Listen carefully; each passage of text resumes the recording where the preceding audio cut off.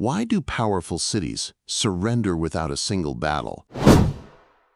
During a siege, what collapses first, the walls or people's hope?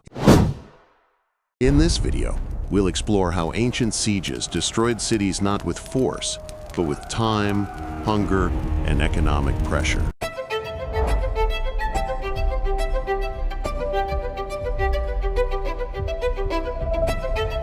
When we imagine ancient warfare, we often picture decisive moments, armies clashing, walls collapsing, and cities falling in a single dramatic assault. This narrative suggests that wars were won through courage, tactical brilliance, or overwhelming force. Yet historical reality was far less cinematic and far more methodical. Most ancient cities did not fall in a day. They collapsed slowly, over weeks or months, as the systems that sustained them quietly failed. A siege was not designed to defeat an army in open combat, but to disable the mechanisms that allowed a city to function. Ancient cities were not self-contained units. They depended on constant inflows of food, fuel, trade, and people. The farmland that fed urban populations lay outside the walls, and markets relied on uninterrupted trade routes. When a siege began, cutting these lifelines proved far more effective than any direct attack. Assaulting fortified cities was costly and dangerous, with failure often resulting in catastrophic losses for the attacking force. Waiting, by contrast, was cheap and reliable. Time became the most powerful weapon of the besieger. All that was required was isolation. Hunger, uncertainty, and internal breakdown would do the rest. From the outside, the city might still appear intact, but within its walls, the economic structure was already unraveling.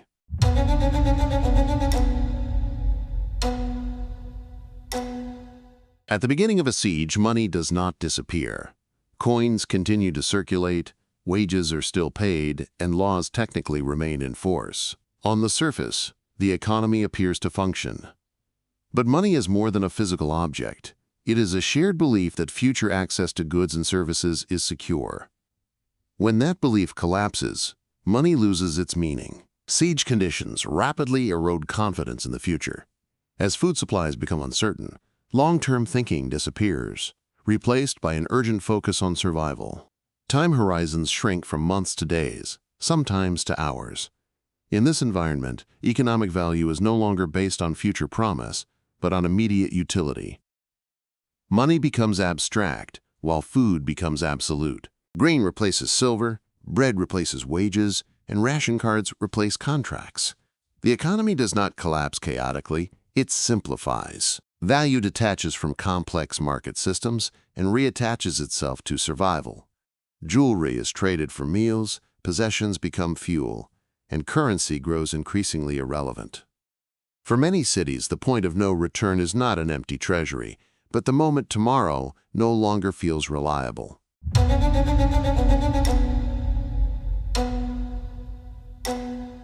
As scarcity deepens, city authorities are forced to intervene. Left unchecked, shortages lead to extreme price inflation and social unrest. The poorest starve first, and desperation quickly turns into instability. To prevent revolt, governments impose rationing systems, fix prices, and centralize food distribution. In theory, these measures aim to preserve order and fairness. In practice, they create a widening gap between law and reality. Price controls do not eliminate scarcity. They merely change who bears its burden. Merchants continue to respond to incentives. If selling legally guarantees losses, goods are withheld, hidden, or redirected through unofficial channels. This is where black markets emerge, often condemned as moral failures. Yet in siege economies, they are logical responses to distorted systems. At the same time, inequality becomes impossible to ignore. Elites possess storage, connections, and political leverage, while the poor rely on daily access to markets. Food distribution ceases to be a logistical problem and becomes a mechanism of power. Access to calories determines access to life.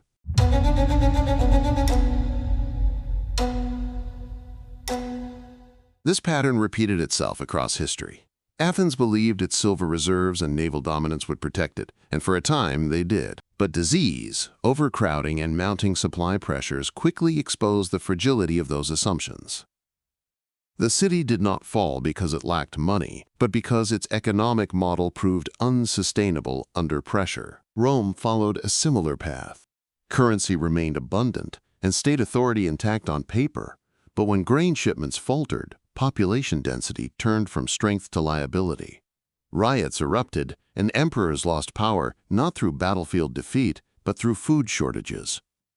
Constantinople endured for centuries because it understood its true defense was not its walls, but its supply routes.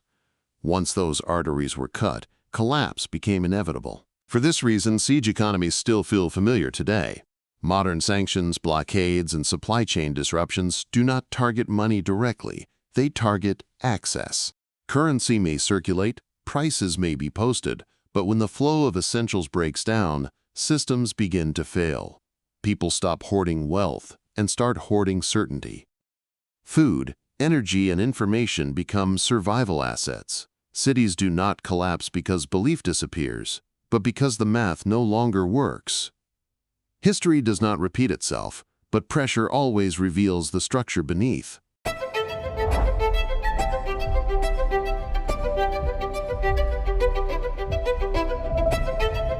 Stay with us for many more fascinating topics like this and keep watching our videos. If you haven't subscribed yet, hit the subscribe button to get notified about our new videos instantly.